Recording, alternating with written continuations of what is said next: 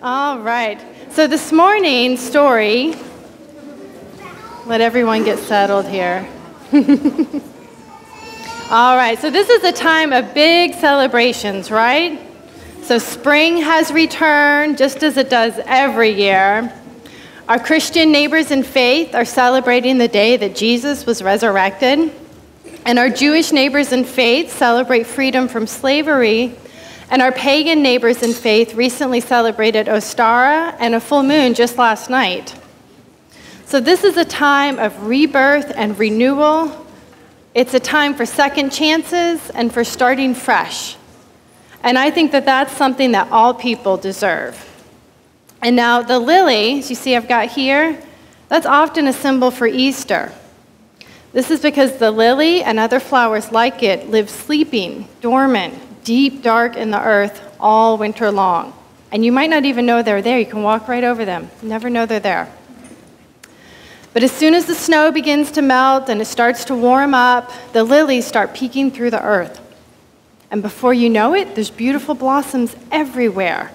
And spring is here. It brings us great joy to see all these beautiful colors and green plants showing up after sometimes a long and hard winter.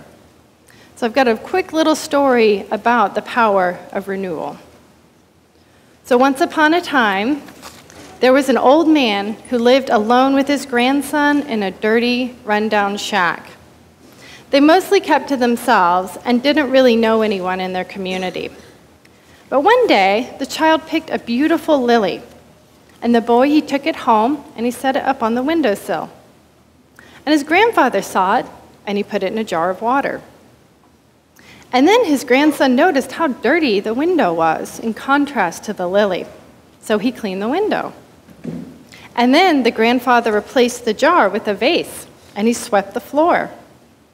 And over time, the boy and the grandfather cleaned up their home, even planting flowers out front. And the neighbors stopped by to admire the flowers, and they became friends. And now they all often spend their evenings outside talking and playing together.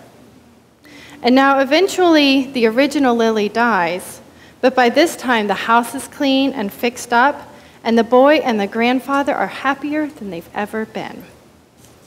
And with that, our story of renewal ends. And we're going to have Sam come up and help us carry the flame this morning.